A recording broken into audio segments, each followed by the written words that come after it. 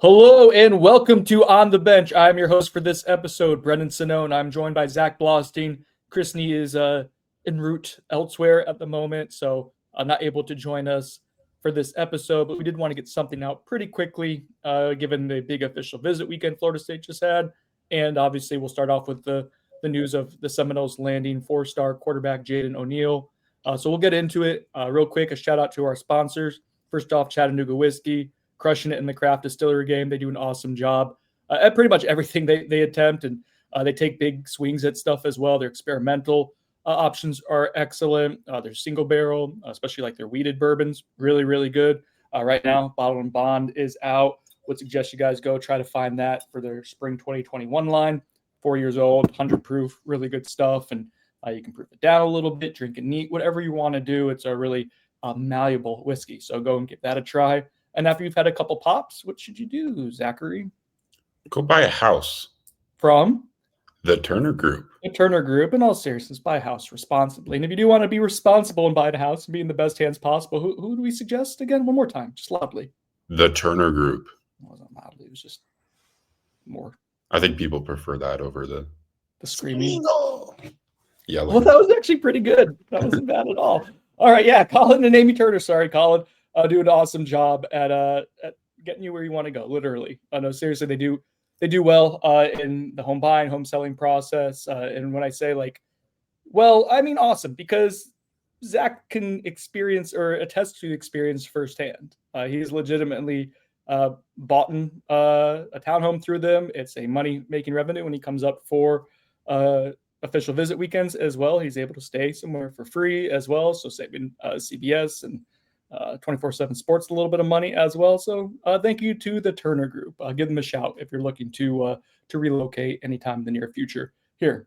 All right, Zach, so I just mentioned FSU got its quarterback for this class. Dominoes were kind of falling for quarterback stuff, and this felt like, given the developments for the last few weeks, maybe even longer than that Jaden, I almost keep want to say Rashada because I just read something about him on the message board.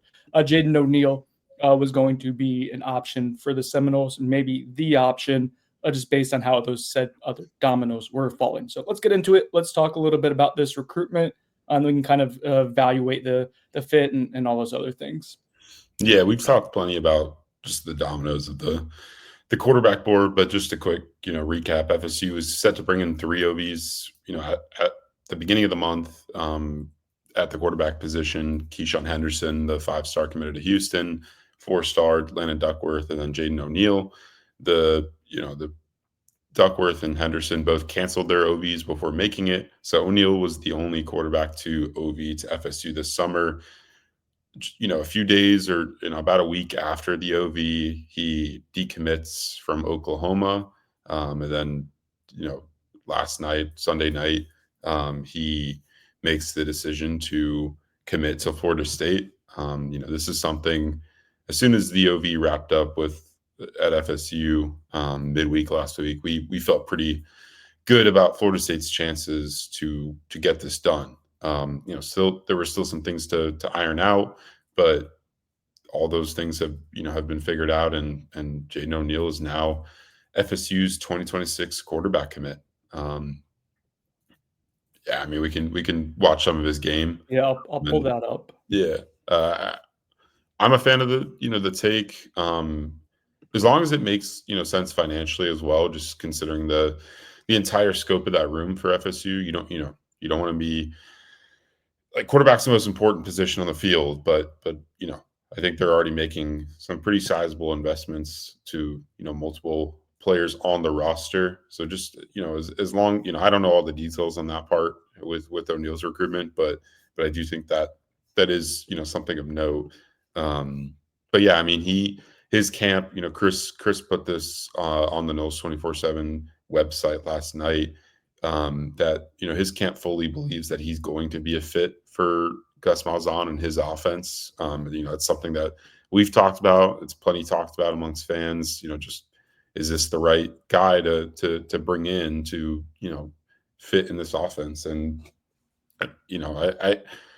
I think some of it's overblown, but I do think there are some real I wouldn't say concerns, but just like the the most successful Gus Malzahn offenses have been with a certain type of quarterback, and that quarterback is one that can, is a capable passer, but is a lethal, uh, running option at the quarterback position. And Yeah, we've seen that. his three best offenses, legitimately, the three times his offenses have finished top 10 nationally in F plus, which is a combination of two advanced metrics, have been with Cam Newton at quarterback, and then oh my god, Nick Marshall.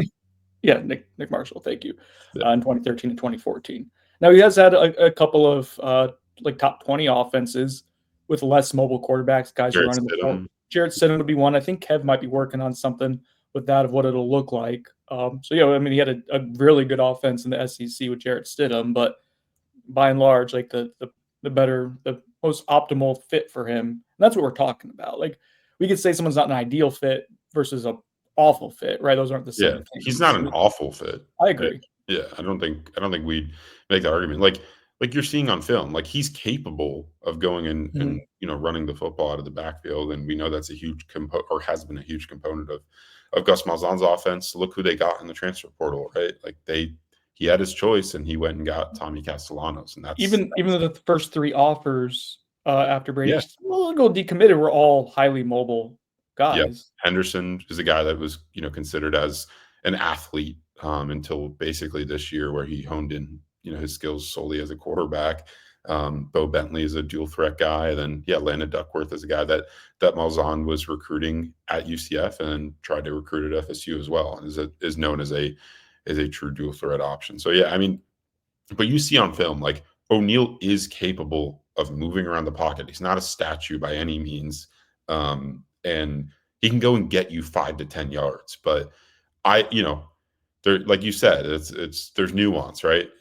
We can talk about the difference between the ideal fit and maybe like not the perfect fit, right? And I think that's fair. But the one thing that stands out about Jaden O'Neal, and we've talked about this plenty in the last year since he was at the elite camp last summer. I mean, his arm is live in person. I mean, I thought he had the most impressive arm at that camp. And that's with him committing to Oklahoma like a few weeks later. Like it wasn't even like this is an FSU guy. I had no clue that it was going to end up this way back then, and I thought he was the most impressive arm with a couple other really high level passers in attendance at that camp, including the guy that just won the Elite 11 and Dia Bell. So, And I think it's worth noting too that like exiting that camp in that cycle, like Mike Norvell liked Jaden O'Neal, and yeah, Tony Tokar's quarterback coach liked Jaden O'Neal. And obviously Gus Malzahn had to sign off on. I think it might be his best throw that he has of any of his clips. I'll go back to that real quick for those watching on YouTube here. Oh, I didn't go all the way back though, did I? Old man working the keyboard here. And so Gus Malzahn would have had to sign off on Jaden O'Neal as well. And yeah, man, his ability to put torque on the ball, velocity, whatever you want to call it, and the ability to throw the ball, deep accurately is really impressive. There's some like really, this is right now we're watching his sophomore film. There's accurate 45, 50 yards down. I mean, that's on the money, about 45 yards right there. yeah, One thing that is interesting, Zach, and we can parse out more than just like the player too. Like he's transferred multiple schools. I think 4 schools in 4 years. It's where it's at, and some of it, his final one was to be closer to Oklahoma, and he went to Mustang High in Oklahoma, and I don't know if he's going to end up playing there his senior year or what's going to happen. But that is something to take note of. His film as a sophomore, his highlights at least, are markedly more impressive to me than his junior stuff. And I went up a level of competition. So I don't know if it just looks different, but just even the way he's throwing the ball, the ability to get the ball downfield accurately, I don't know what really changed there, but the tools look better as a sophomore. And I think 'cause some of the rankings like trends also kind of indicate that as well. So there are some things that I don't love about this take. I think high 3-star, low 4-star is kind of the sweet spot for him, which means he has NFL caliber tools, especially the arm stuff. But I don't think it's necessary like a home run some people were celebrating this. I think it's a solid take. I don't necessarily think it's an absolute slam dunk. Yeah, more and more in the portal era, when you look at the high school transfers, and it's something that I think is very prevalent from where I'm from in South Florida. And we talked about this, but like the 4 high schools in 4 years, like I think that's becoming more of something that college coaches have to take real note of, um, because you got to get to the bottom of why that is taking place, right? Like it'd be one thing if it was, oh, my family is just moving to these different places and there's just that circumstance. But if it's solely, a football decision, I do think there are some valid concerns, because what does that mean if things don't go right early on in his career, in any guy's career that's transferring 4 times in 4 years, like in the high school ranks, when he gets to college and maybe there's not a clear path to playing time, especially at the quarterback position. Like, is he going to stick around? I think those are valid concerns. And we've talked about it. FSU took the Tank Carrington kid along the D line, and it's a similar situation with him going to a number of different high schools. And I'd be interested to see if there's, if people look into the data of that, like of guys that have had that kind of career in their, in the prep ranks, and what if that amounts to any sort of difference in success compared to guys who remain at one school their entire Or just a higher transfer rate yeah. potentially. Yeah, Too. that's what I mean. Yeah, like the Like, high well, usually like higher transfer rate tends to mean that I think there's a correlation there between, a guy's career maybe not panning out, in the way, at least like multi-transfer rate. But yeah, yeah, so I mean, every situation different. I know what you mean. So I mean, there's a lot to I think parse through with the Jaden O'Neal conversation, and yeah, I mean also like another thing is like OU got their guy. that's And another thing that's a yeah, bit concerning is they got Bo Bentley, who's a really it's kind of a John Mantier type of not clone, but there's similar style, and Ben Arbuckle clearly valued him. But yeah, were you going to say that? Sorry, I interrupted. Was that no, were you I going to was say just that? saying like, yeah, I mean they didn't seem like towards the end they were fighting to keep O'Neal in the class. Just two guys that Oklahoma didn't fight to keep in their class in a row that you've taken. Now Kevin Sperry might end up working out well. He had a good spring. That amounts to other than having some hope. But that is there's a lot of things when you stack on top of each other. Just doesn't. I know I don't want to piss on Cheerios here, and or no wait, someone pisses on your Cheerios, and I wouldn't do it to my own. Anyways, it's a saying. Look it up. I don't want to rain on the parade. I'll stick to that idiom instead.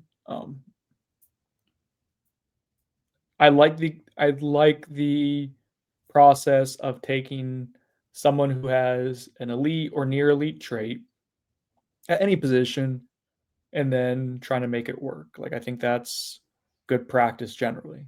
Some of the things that create variables that we don't know is where exactly he was on their board. We know he was at least fourth. I think is fair. Yeah, I don't know if Smeagol would have been ahead of him or not, or Smigel. I did it quietly. We don't know the exact number of what he's going to be paid. I would be interested, Zach, in just this exercise here. Like so let's say they're operating with what's the cap? It's 21 and a half for athletics in general. Yeah. At this right. Yeah. 18, I think is I can't remember the exact number. Let's say like 18 is what's going to football. We're operating under the belief that they're not exceeding that by a ton, right? So let's say 4% is what he's making. So that would be close to $1 million. Like, is that too much, or is 2%? At 500,000, is that okay? Like, how much of the roster percentage going to one player who won't play in 2026? Are we okay with? Because there's a lot of things at play. You want to have a quarterback every class. You want to have someone with upside. There's a PR aspect to it too, right? I think where you get some buzz and get some good traction to have a 4-star quarterback. That does mean something. But like, what's as we try to parse through this new world of roster building, what's good value? Yeah, I mean, I think to know that you kind of have to know what FSU is already spending on their room, um, in the future of that room, like Kevin Sperry and Brock Glenn. I don't think that you're getting like huge, discount deals there for your second and third string quarterback. So, I mean, I would tend to think that you probably want to be on the the lower side of a guy that isn't going to come in and immediately contribute. But we know how the market's gotten for the quarterback position. It's Mhm. very, very robust. My thing is like, who are you competing against here? Arizona? Arizona. Well, Yeah. it's kind of if it is anywhere near in between that 2 and 4% range, and hopefully it's not more than that. If you're talking about more than 1 million annually, that's a toughie, I think. But I mean, that's the practice with DJ Uiagalelei was kind of the same thing. It's like, who are you competing against? And again, there's optics, there's public relations. Those are things too that you might be combating as well as a program. As you want to have a quarterback in tow to be the face of a class and whatnot. What the value of that is, no one's really quantified that necessarily. And then also, like, if you really wanted to go in on like someone who's a lot, someone who might be more like, what would Henderson have been? Yeah, I mean, Like 8%. yeah, I mean, well, I would think like 1.5 to 2 mil. So yeah, so around that, or maybe a little bit less than 8%. Not great at maths. Where having Chris would be helpful, but that's a guy who also has day one ability Yeah, to. And what it doesn't matter. You can get him on campus. The negotiation, that process probably didn't really happen, at least not in depth. So it doesn't necessarily matter. But that's more so. It's like what's more valuable? A guy who's assuredly almost going to have 0% chance of playing year one, I would say, versus. Are we too in the weeds here? That's part of what I find fascinating in this is beyond the scope of is he a good fit or not, is the process behind and the roster building aspect. But admittedly, Zach, find that more interesting than I think most people. So we can move it along to other stuff if you think I'm too in the weeds here. let's move it along. Okay, we'll move it along. This was a big official visit weekend for Florida State. Not as big as some other ones, but you did end up, I think, with the final number was 11. But it was kind of moving around some with what was actually part of the weekend and who was actually an official visitor. It was some stuff there. 11-ish is what we'll get to there. And it did result immediately in a commitment. And when I say it was a big commitment, I mean it in the sense that you got a massive human being. Now you talk about variables. Do you have like some charms there, Zach? It's my lucky bracelet. Nah, Okay, like rosary beads or something like that. Yeah, FSU goes ahead and gets a big time commitment from someone who camped for the big man camp previous week, legitimately like a massive human being, and that is Luke Francis. I'm going to pull up his highlight tape. Explain to us, Zach, why maybe we haven't heard the name Luke Francis a whole lot before now. it's because he got offered last week at the camp, like you Well, said. well, yeah, but also, He's also from yeah, England. you're burying the lead there. Is that he Oh said, yeah, yeah, yeah. yeah, He's they from may have. England. There's sometimes guys who they've heard of who have not been offered, but yeah, the guy who's across the pond. That's a good one. Yeah, he attends the NFL Academy in England, which is like a prep thing for international prospects who are looking to get into the college game. And yeah, I mean he camped for FSU, started on the D line. I think that's kind of what he mainly plays right now or has played. And then they had him just for the heck of it work on the O line, and they really liked what they saw. As on the interior, it sounds like at one of the guard positions. He took to coaching really well. His strength stuff apparently is like really impressive. And yeah, I mean he earned the offer. They immediately set up an OV for the weekend, and he committed to Mike Norvell on the official visit. I talked to him in the airport afterwards. He has a really like cool story. He uh, went like his first ever college visit was to FSU last fall, and he had a talk with Mike Norvell in his office, and Norvell said like, "Hey, like you need to work on these things, and like, and you can be a legit college prospect." And he said he like since that talk, like specifically with Norvell, he put his head down and just worked really hard, and returned to camp to try and get that offer, got it, and sat in the same seats that he did when Norvell first gave him that message. And he told Norvell how much that meant to him, and ultimately at that same conversation committed to Norvell and the coaching staff. So cool moment for him. Really good kid. He's going to play his last year of high school football in South Florida, actually at Coral Gables High School. An interesting like prospect for FSU to go in on, just because like he's not ranked. He's got I think two other offers, Georgia State and Syracuse. Didn't take any other OBs, but this is a guy they eval in person. Herb Hand liked. He'll have a chance to play O-line to start, but it sounds like the option for him to move to D-line is also on the table still. But yeah, I mean, just an intriguing pickup. What are his measurements? Like he's 6'4", 6'5". Yeah, he's we have- closer to 6'5", and I think he's like 6'4.5" maybe, and then 335 pounds. And he was 2 years ago, I think, like 280 pounds. So he's Yeah, at and weight. it's like a well put together 335 too. Hard to do to be a well put together 335. It's his wingspan is like, I don't have the exact number. I think it was like 96 or 97th percentile of like for NFL like interior offensive linemen. Yeah, no, it's impressive. So he's got some stuff there that you can't coach, you can't teach it. You're just either born with it or you're not. So in the we're talking about the roster building process. I like the idea of taking a unique traded player like this. Again, you can't 6'5", 335 with 84-inch wingspan or whatever it is. You can't find that. So and you're probably not paying a ton for it either. I would imagine if Syracuse and Georgia State were the two other ones there.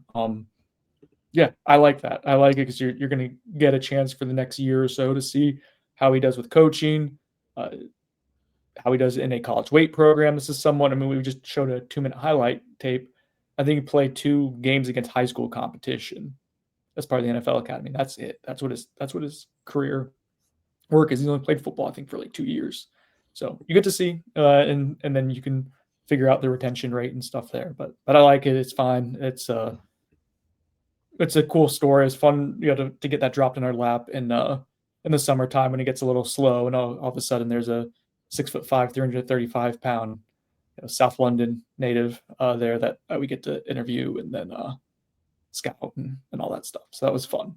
Let's stick with the trenches, Zach. So some other developments. We go offensive line real quick. Multiple official visitors from the trenches on campus this weekend. And I'm going to start it with decommitment of Xavier Payne. He was someone who was the first O-line offer when Herb Hand? Yeah. Yep. And he committed from down in Orlando, previously New York. He's since transferred down to Miami Edison, which there's a lot of transfers going down to Uncle Luke and Miami Edison High. But he ends up announcing his decommitment yesterday. This is news that you weren't necessarily caught off guard by, Zach. All right, Pain or No Pain, sponsored by the Turner Group. Pain or No Pain? No pain. Okay, thank you, Colin. Now let's talk about the decommit. We can talk about the actual significance of it. Initially the response on the board was people freaking out, but yeah, Zach just for those listening, he just shrugged his shoulders. Yeah, I mean, Xavier Payne, offensive tackle, body type, but just I don't know that. I think he'd probably a guard, just because of the the movement stuff. So in my opinion, not a huge loss for Florida State. And it sounded like the official visit didn't go super well. And we don't need to get super into that, but I think that's ultimately what led to his departure from the class. We did not see him leave on Sunday morning.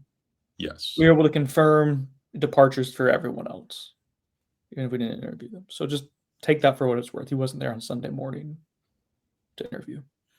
Correct. The So last day of official. yeah. So yeah, he decommits the next day. And Syracuse and Colorado or two other schools involved. Yeah, so I think FSU, it's telling of what they viewed him as, because as soon as that development happened, there was buzz building with a guard that they brought in for an OV earlier this month, in Jacoby Green, the Mississippi State commit who was at Niceville High School last year and is now at Gadsden County. I think FSU is trending to flip him right now, the last I heard. And yeah, I mean, he's a much different stature prospect than Payne. He's like, I think 6'3", over 330 pounds or something like that. And Payne's obviously closer to like 6'7". So, but I do think that means they viewed Payne as a guard. And I think that's why they turned up the heat with Jacoby Green. And why we could see some news on that front soon. So, yeah, I mean, that's kind of the O-line developments from the weekend. I just thought that Xavier Payne's film, like, he just looked kind of rigid. I just don't know if I don't know if that gets a whole lot better over time. What is, like, so we'll bring this up because I think it's important. Like, what does that tell you then about like the evals going on at the O-line position? If that's a guy that was like a no-doubter for Herb Hand as soon as he got to Tallahassee. I think. Okay, so that's a good question. I haven't really gathered thoughts about this before, so I'm going to try to gather them in real time. My initial view there, Zach, is this was that we're talking about specifically Xavier Payne. He's someone that Herb Hand knew quite well because, again, Orlando. Yeah, that's the tie there of Herb Hand playing coaching at UCF. I'm gonna pull up just the Xavier Payne tape because I never did a scouting report. I've just seen some clips and stuff like that, and I didn't love what I saw. But let's look at it. I don't want this to be a sour grapes, he's not here anymore type of thing. But they do typically like really tall offensive tackles in their system. He's not a bad prospect. I don't want there's a chance for him to end up being solid. He's going to go to a Power 5 school. He plays with that mean streak and stuff. So the tape's not playing. Oh, I should pull it up probably, huh? Yeah, that might be worthwhile. There's like three different tiers there. So anyways, so I think it was an easy commit to secure initially. And when you're starting off, and I think a lot of what Herb Hand has done this summer, I would think the offensive line, yes, they have more players, for a singular position than anywhere else. But by and large, like the amount of offensive linemen they got on campus this summer was by far the most of any position. And so I think there's an element of casting a wide net as you look to rebuild the offensive line. We saw that through their spring transfer process as well. They took two underclassmen instead of older players. Again, they took the older players right away. I mean, so they've 4 new starters on the offensive line at the high end of it, and they're throwing a lot of numbers at kind of revamping it on the bottom end being the younger side of it. So anyways, I think when I think about the eval process, Zach, that's kind of what I'm getting at is, I hate to say low-hanging fruit. I think that was one that was an easier commitment to secure early on, and I think the net has been cast pretty wide. We talk about taking someone with an elite trait, 6'7". Not a whole lot of those human beings running around the world. And there's something there where it could work out. But yeah, that's kind of my viewpoint on it. I got you. What do you think? No, that makes sense. I mean, I haven't liked some of the O-line developments of the summer, but let's let the dust settle before we kind of Do you judge. mean just like in terms of who's come off the board versus? Yeah, yeah, it doesn't feel like they've done a good job of closing on some of the what I view as important, and I think what they view as important offensive tackle targets. That's a position that FSU's. It's a hard position to recruit in general, and especially to evaluate and develop. But you got to start getting body types in the building that Mhm. can play that position, and they just really haven't.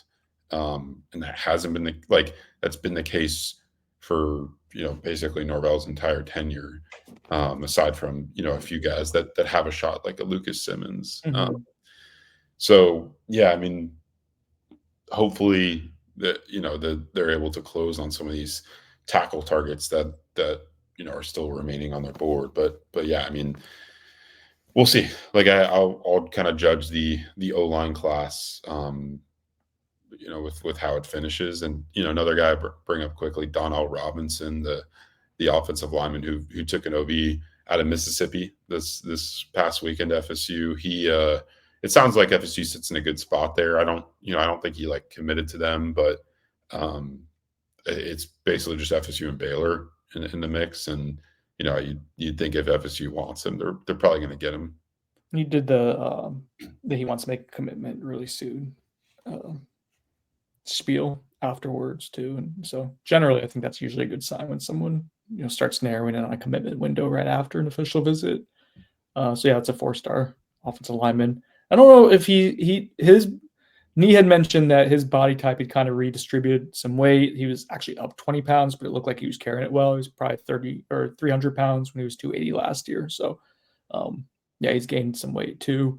There are a couple offensive tackle. You mentioned the body types who off the board seem to be leaving the board. One is Sammy Roseborough, Texas A&M. The other one got a Texas A&M crystal ball from Blair Angulo out in West Coast. And Blair, just so you guys know, doesn't really miss. Like he's, I think, career like 96, 97% crystal ball. And that was Aaron Thomas, an FSU Yeah, legacy who has. that's a guy. That's a guy you need to land. I think, but Okay. yeah, it seems like Is that one of the like, things that you mentioned that was kind of that you hinted at concerning you? I would imagine. yeah. I mean, just with the like you said, like Johnny Jones is a 4-star guy that went to UCLA, who visited the same weekend that Sam Roseborough did at the beginning of the month. Who like is at A&M. Seems like Aaron Thomas is trending A&M. So I mean, you gotta land some of these guys, and it feels like the FSU legacy that you got on campus. Who Ohio State, Texas, and Texas A&M were in on, but it's down to basically FSU and A&M. Like you probably need to win that battle.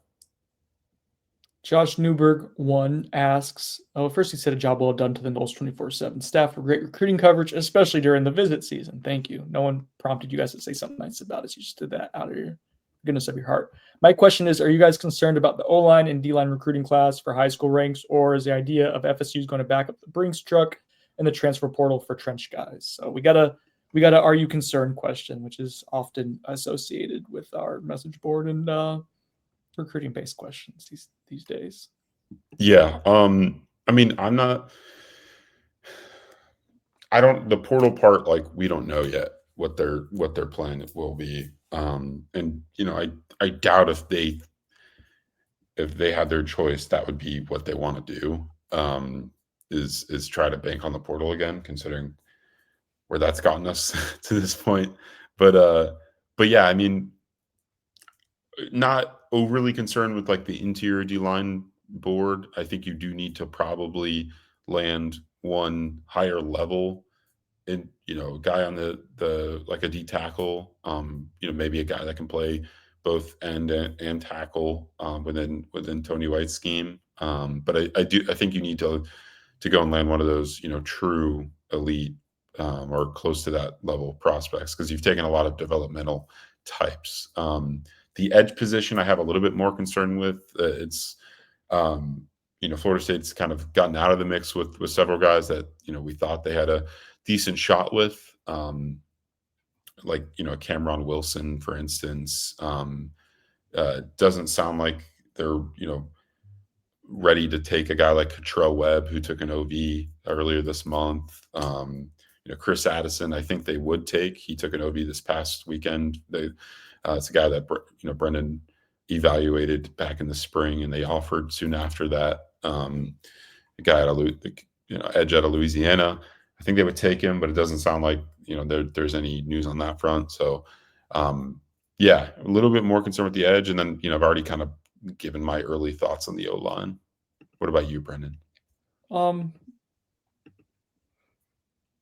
I like, based on where they were entering June, and if you were to tell me they were going to exit June without an elite prospect on either side, I'm shrugging my shoulders. Like, I'm not surprised by that, I guess. It's hard for me to be concerned when,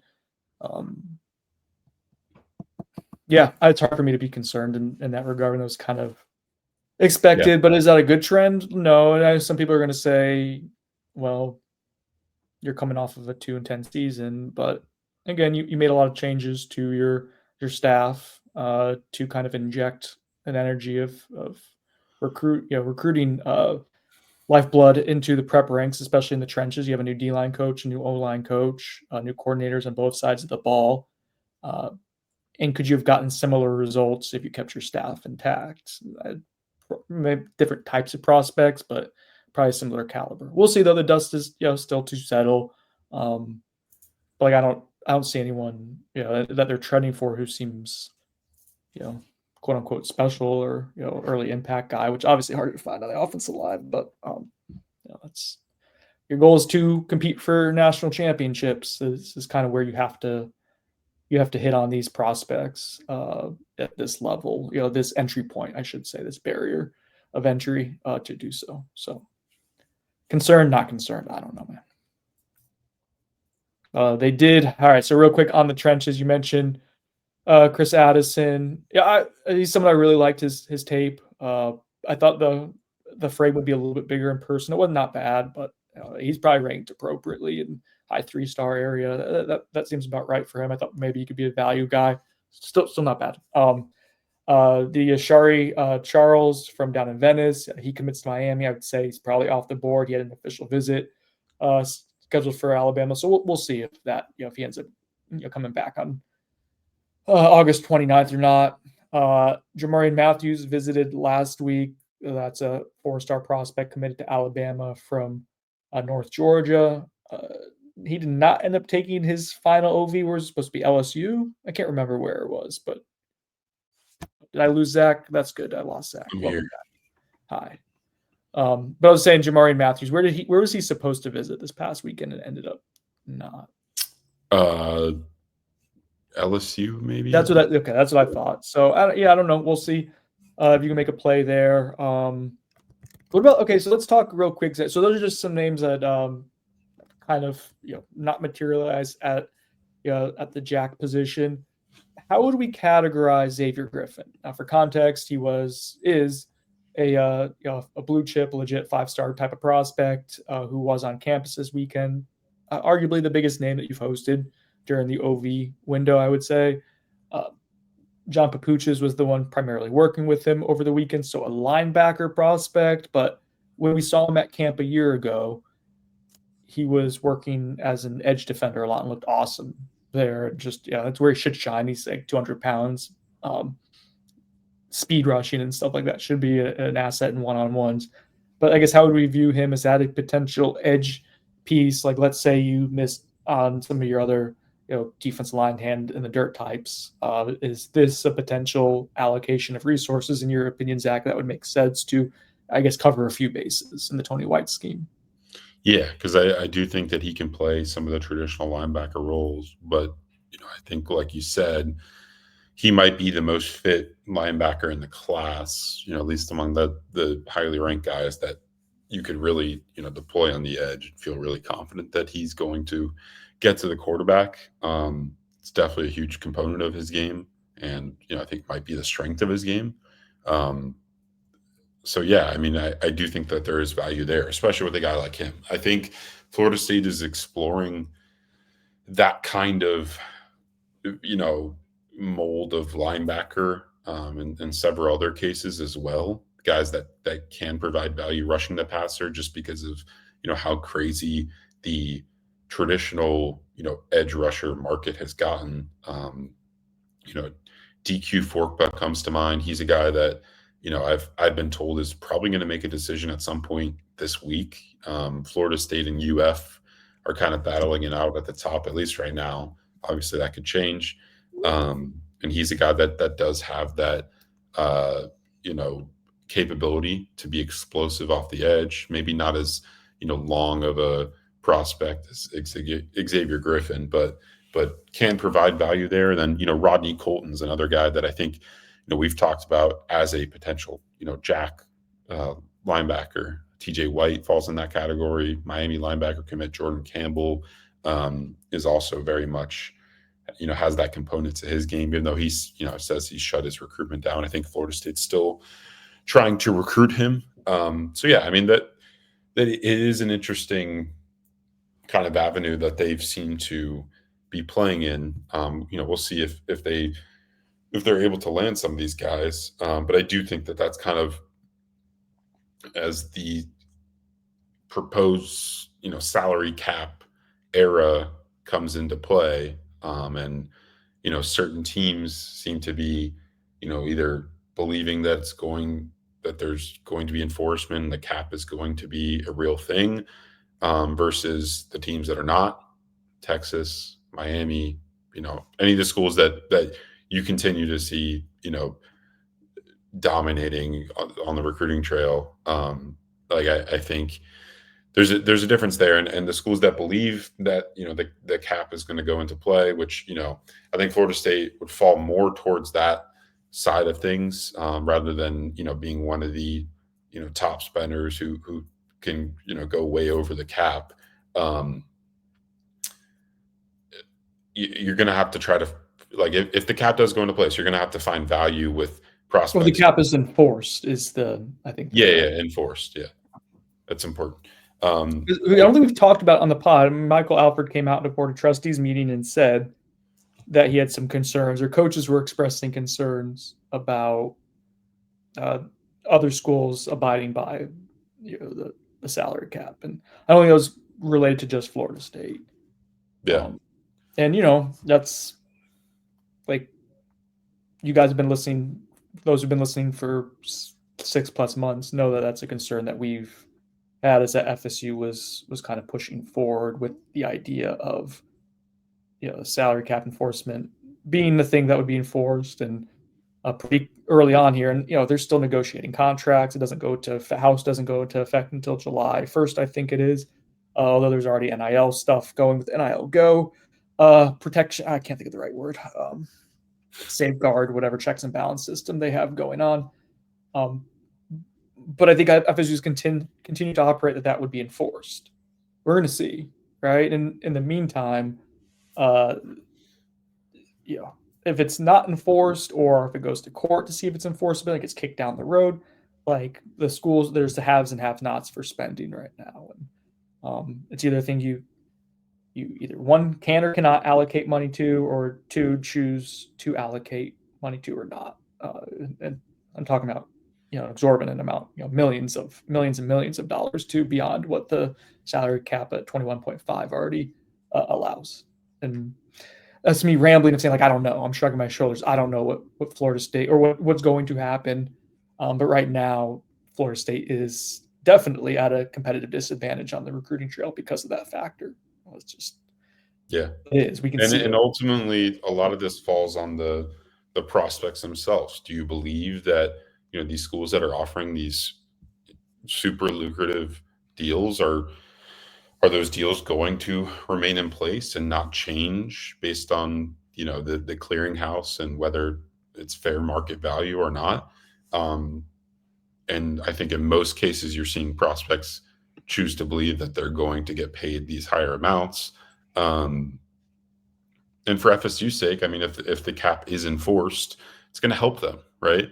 But that's a big if. And I think you and I probably lean more on the pessimistic side of this actually being an enforceable cap. I don't view it as even pessimistic. I just view it as realistic. Like this is going to go to court, and in the meantime, there's going to be injunctions. And good luck telling. I've said this on the last podcast, I think. Good luck telling like multimillionaires, billionaires how to spend their money. Like, good luck. enforce and that. The only way it'll be enforced is if conference is enforced. I would say. I think that's the main way, or until they get some level of like a CBA, to where it's widely enforced, across the board by leagues, or the other is, if there's like an executive. Oh my God, I'm blanking on you guys. You and Chris can help executive me out. order.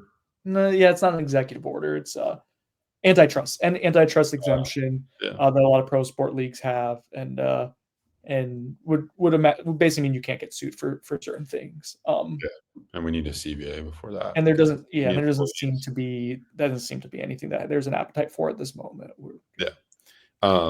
But just speaking more towards what the point I was making, Florida State is trying to find, value in like the linebacker position, for example, because of guys that can do different things, right? They can play the Mike and Will linebacker positions, but also impact the jack position, which is, either, we've talked about the difference in Tony White's scheme with that position, the body types and just types of players that they utilize in that role. It's very different. Like you can have a James Williams type or a Stephon Thompson type, who's like, smaller, at least in size, like linebacker relative to James Williams, who's like 6'6". So like they're trying to find value in those kind of areas, and I think that has a relation to their belief in the cap and its enforcement and stuff. So we'll see, but I do think that is something worth talking about and noting for the future. Let's talk a little bit. Yeah, I got a couple other recruiting-based things, and we'll take some listener questions as well and get out of here. There was a development this past week, Zach, where you post an update. And FSU had its last 7-on-7 camp of the summer. You post an update that one of their prospects from the Alabama area or the state of Alabama, from Southern Alabama, that's Keon Chapman, a 4-star wide receiver, 6'4", 6'5", good moving prospect, really productive. I think he had 1,300 receiving yards or so last year. It was at Jackson, Alabama. So his team was camping. And meanwhile, his high school teammate is Landon Duckworth, and he was out at the Elite 11. So didn't have his QB1 thrown in the football. Had a good day, I think. And your report at the time was that was a kind of a make or break or a pivotal evaluation process for FSU coaches to determine whether they were going to green light him or not as part of the class. The reaction on the message board was frustrated, I think, because people see productive, they see big, good moving wide receiver, and they see what the wide receiver room looked like this past year, and He's also like a top 150 player. So there's a lot of things there. Are we going to, let's see, Keon or Keegan? Sponsored by the Turner Group. Sorry, I don't know. I'm gonna dig on that. That's not how you play the game. Yeah, I mean, Keegan as of now. I feel like if it was like greenlit thing, even though he said he might decide on, I think, the 27th, which would be, I want to say, Thursday of this week. Yes, this week. He said he was going to visit North Carolina for unofficially. I'm not sure if haven't seen that. Yeah, I didn't see it on the North Carolina side, but I haven't dug super deep into it or asked him. A lot going on, but yeah, I'll check on that recruitment this week. I would think that if they greenlit him, that it would be pretty quick turnaround because I feel like he did want to be in FSU's class. And with the people pushing back, like, oh, why do they need another eval of him? It's like, dude, his only OVs were FSU and UNC. Like, if this is like a no doubt guy, he's in the heart of SEC country. He's 6'4", 200 pounds, and put up 1,000 yards receiving this past year. Like, if you think it was a no doubter, do you think like Auburn or Alabama or Georgia would let him, escape that region? No. He has a bunch of like blue chip prospects around him too. So yeah, it's a loaded school. Yeah, schools have been trickling in and out of there. So, and that's how I left camp, by the way. Like, I liked him. I was like, yeah, that's a power 4 player. There's tools there. I don't think he played like he really dominated some of the lesser opponents and was a little quieter earlier in the day, get some of the better ones. Now, didn't have his quarterback 1 there. But I think he's more of he didn't play like a 6'4" wide receiver in both the good way and that there's some fluidity there, but then also you don't see this like big physical hulking go and get the ball type. And so like, I think ultimately he settles in as probably like a 91, 92 grade. And it's a player you should be interested in, but they also have 3 wide receivers already committed. They're working on others. Like, yeah, you have to. It's a 105 cap for amount of players you can have on the roster any given year, and there's a salary cap as well. So you have to make some decisions. I guess I left it with I was fine either way. I was like, if they take them, cool. There's something there. If they don't, like, you just have to make sure you're able to close on some of your other wide receiver targets that you've gotten on campus, this summer. And so that's kind of the name of the game there. Let's see what else I got on the script. Oh, all right. So here's something interesting, Zach. We mentioned Aaron Thomas as a legacy recruit. I've just using it for 1, 2, 3, 4 legacy players, coming down the decision timeline here. Those 4 are mentioned Aaron Thomas.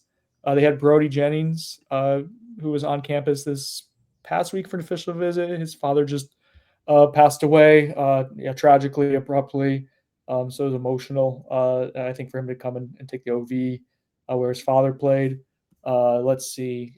Jay Timmons, son of Lawrence Timmons, a longtime NFL player.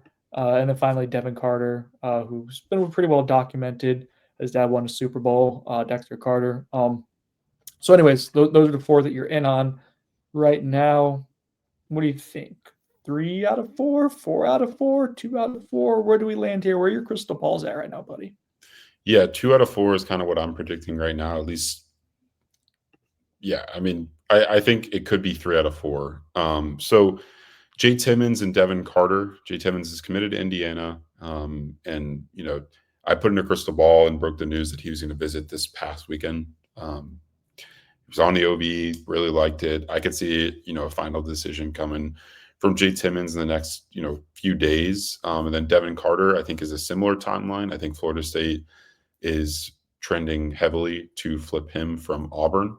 Former commit, obviously, like you said, son of Dexter Carter. And I could see him deciding sometime in the near future. And then Brody Jennings, I think Florida State is battling, mainly Miami as they work to flip him from Michigan. I think a final decision for Brody Jennings comes in the next week or so, from what I've heard.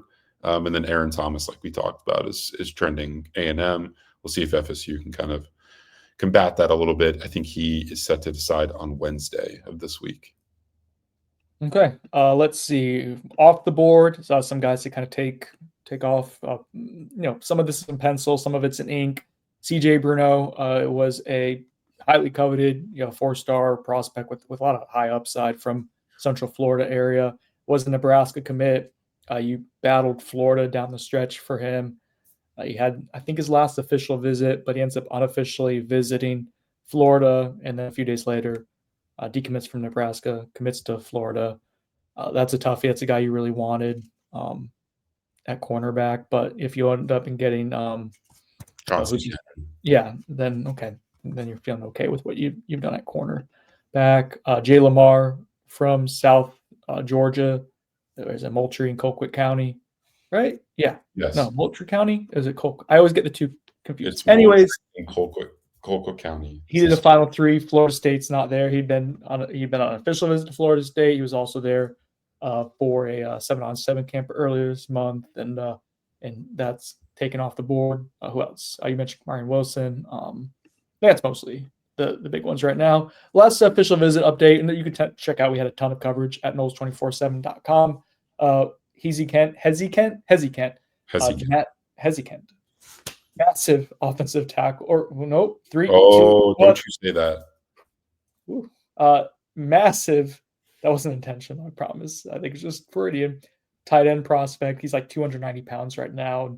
Very athletic. Certainly looks the part of just a football player. But he's a tight end recruit for Florida State, and he does not like being called offensive tackle. So if this does come back to him, I do apologize. It's not my intent. Yeah, so he's one of FSU's top tight end targets now. The visit went really well. Florida State and its coaching staff have very strong relationships, long-standing relationships with Hezi Kent and his family. I do think that distance, close to the close to home factor is in play here. I don't think that his family necessarily wants to travel super far to go watch him play. Florida State, I believe, is the closest school to Brunswick. Get UF is also, similar. I would think in Want me to look it distance. up? I think FSU and UF, yeah, sure.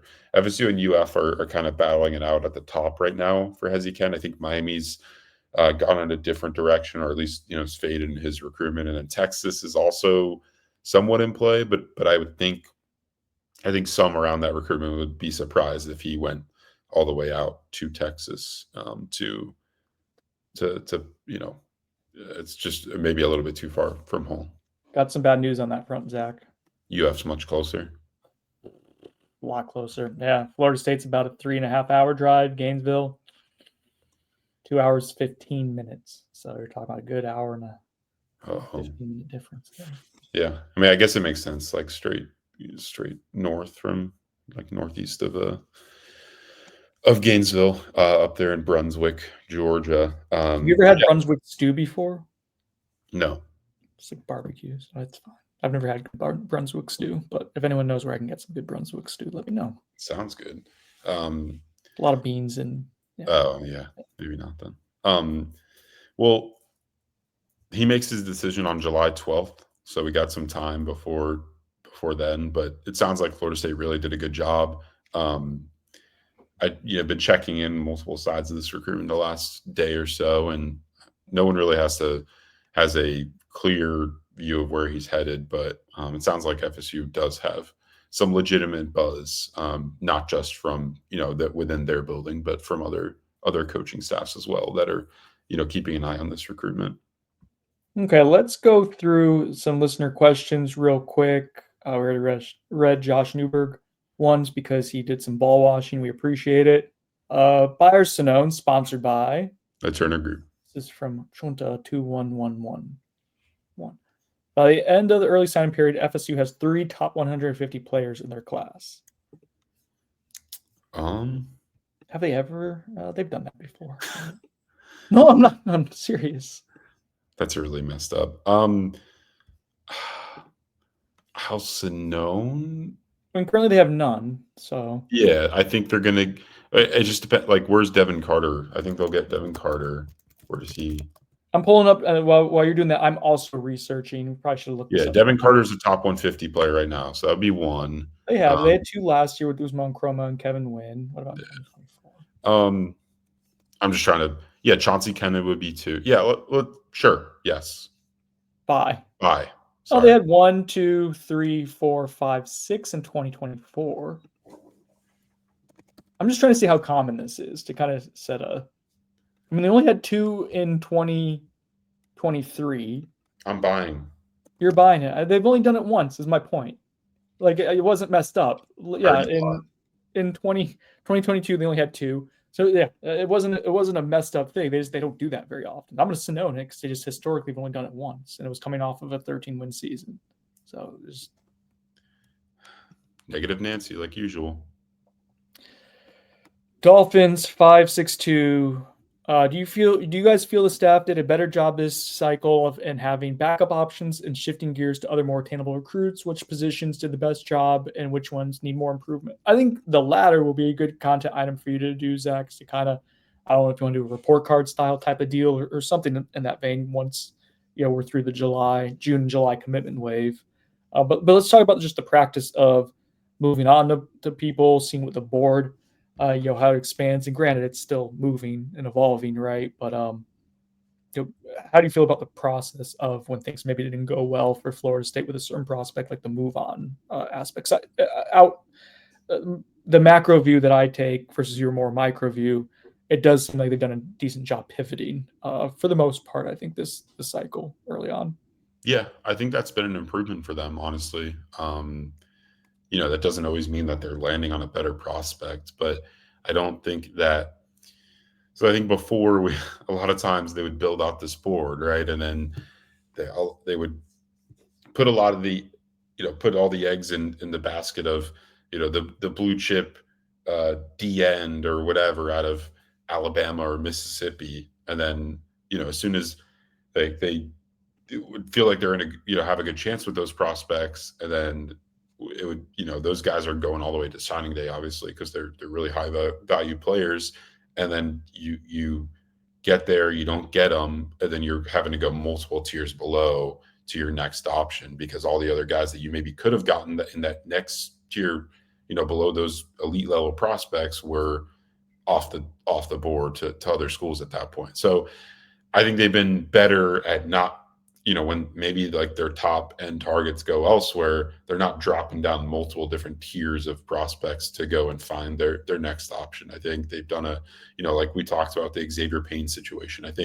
mean, you might even be getting an upgrade there if you go and flip Jacoby Green as a pure offensive guard, if that's what you're characterizing those two players as. Like and they move quickly, right? Like that was like I heard the buzz the next day after the or the same day as the Payne decommitment. So like that was a fast moving deal. So yeah, I mean, I would think that that's an improvement just anecdotally, but so it's just some of the observations I picked up on from my micro lens or whatever you want to nerd out.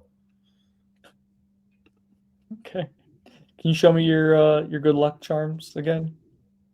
Very nice. What a dutiful boyfriend you are. Let's see here. There's two that are kind of like fit, like they're in the. And there's a lot of people asking kind of the same version of the same question. There's one asking from Doug Knowles, are you pleasantly surprised by the last few weeks in recruiting? It's just about what you all thought. Noel Dub One as a buyers to known, sponsored by the Turner Group. A top 15 recruiting class going into the season would be impressive achievement coming off 2-10. And then Osceola 239 asks, with the floor being established to the class and a few expected commits coming in the next week or two, can winning 8 or more games get them from a 15 to 20 class range to top 10 to 15 class range. So that's a lot of just trying to get context for, I guess, what we expected, what's happening now, what's the context for coming off of the season, what's realistic, and what can they do. The idea, real quick, Zach, is we just talk like holistically. Is that too nerdy for you about like this recruiting process? Is the idea of a top 10 class. They just haven't done it in the prep ranks before. Just it doesn't exist. There's not a data point for that. So the idea that you would be, I think, fair to say, behind the 8 ball with like you. Yes, you're nodding your head. It's an audio medium. Yes. Okay. You didn't finish your point. Okay. Well, you can say yes, and I can keep going too. Like I'm a professional. Like, this is kind of. People are like, "Oh, you interrupted." It's, yeah, because there's an ebb and flow, and you want to keep talking sometimes. People are right. You do interrupt too much. Okay, I'm sure no one's going to comment on that on the board. I think I'm just the only one who actually like stops and listens when I'm interrupted. Anyways, maybe I should be interrupted because the train of thought is just not great, especially as I get a little bit older. They're behind. I'm sorry. I'm trying to get back on track. This is your fault. No, it might be mine. They are behind the 8 ball from a recruiting perspective. Zach agreed with that. They don't get top 10 classes, and that's not really what they do. It's not what they've ever really done. If they do, go ahead and start pushing for that. But the idea of it being behind the 8 ball and then being able to not just catch up but then exceed what you've ever done in one cycle, like that just doesn't seem realistic to me. It's more than you're playing to build. You have to win 8 games. You're playing to build on something, 2027 class or beyond. Yeah, agreed. I mean, I think that the top 10 mark is a little out of reach in my opinion, but top 15, especially heading into the season, seems reasonable. Would that be? I think I would initially be kind of optimistic with that. Then, if you're in the top 15, I should maybe do like a class calculator of what's possible. And they're sitting at 19 right now in the 24/7 sports ranking. I don't think that's the composite, but I'm not sure like what what also around them is going to happen too. Like if Miami gets guys, Florida gets guys, whatever. There's a bunch of commits to come. So if you're pushing top 15 going into the season, like that probably, without really diving into it, would feel good for where you're at, because that gives you a shot to maybe finish, top 12, which would tie for the best high school class they've ever had, and that would probably show a level of competency for this staff recruiting that would be really encouraging. It would show a commitment to the way you allocate resources to your high school class, which I think has fairly come under scrutiny in the last few years, and it's possible this past cycle they already started to do it, and just they didn't have the traction to really capitalize on it. So, anyways, the interesting talking point. The last question here, Zach, because I know I'm losing you here as we surpass an hour.